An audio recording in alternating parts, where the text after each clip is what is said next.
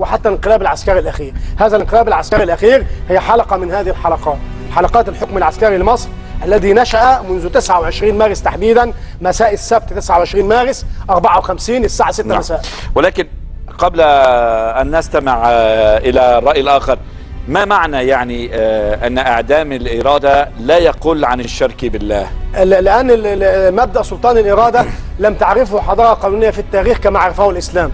أعظم ما جاء بالإسلام هو هذا المبدأ، فجعل قضية الإيمان بالله لا اعتبار لها ولا وزن بلا هذه الإرادة، وجعل العبادات كلها لا اعتبار لها، الصلاة والصيام والزكاة والحج لا اعتبار لها بلا هذه الإرادة، وجعل المعاملات كلها يعني زواج أنت وطلاق. تقول من قام بالانقلاب على دكتور مرسي أشركوا بالله؟ بالضبط، مش يشركوا بالله، جريمتهم لا تقل عن الشرك بالله، بمعنى أن من يلغي إرادة الشعب ما بتكفرهم ويتعدى على إرادة الشعب بتكفرهم يا سيدي. عقوق الوالدين لا يقل عن الشرك بالله، هل هذا كفر؟ لا لا لا لا. عقوق الوالدين ما هو كبيرة من الكبائر. طيب دعنا مع أستاذ وليد طوغان، ربما هو لديه آراء أو ردود ربما، وبالتالي إعدام الإرادة الإنسانية لا يقل عن الشرك بالله من حيث العقوبة، جريمة من الجرائم.